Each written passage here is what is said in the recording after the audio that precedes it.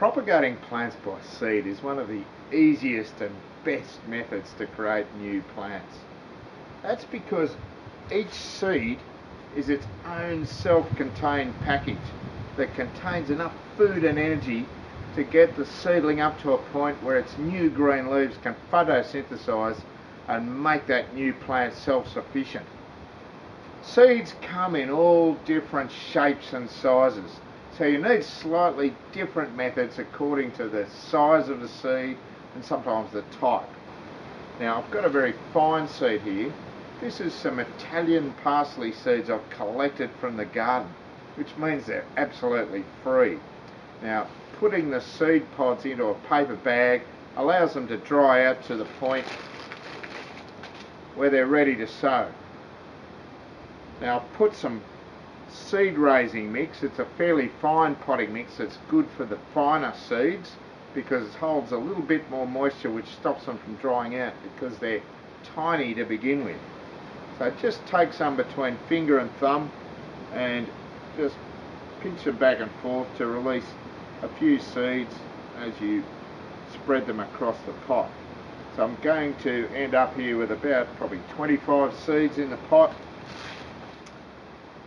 When they germinate and they're big enough to handle, I'll be able to separate them out individually and plant them into the garden and have my own new patch of Italian parsley.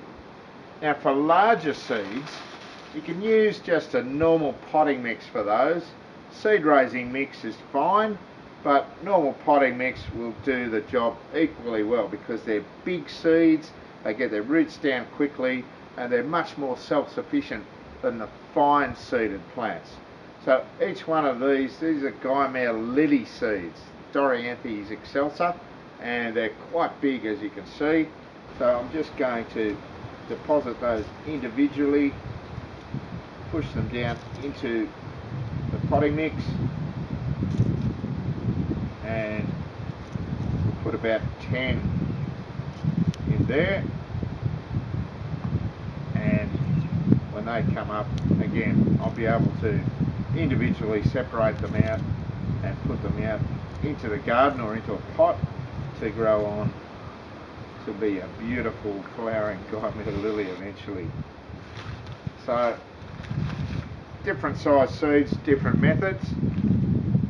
The next step is to just cover them so that you can't see the seed. That'll stop them drying out. And then give them a water with a hose or a watering can, just making sure that you don't wash the seed out or to one side of the pot. So a fine watering can rose is really good for that job. Then put them into a sheltered spot, and depending on the type of seed, it can take from a few days to a couple of months for the seedlings to emerge and be ready to take to that next stage. So get into propagating plants by seed. It's a fantastic experience.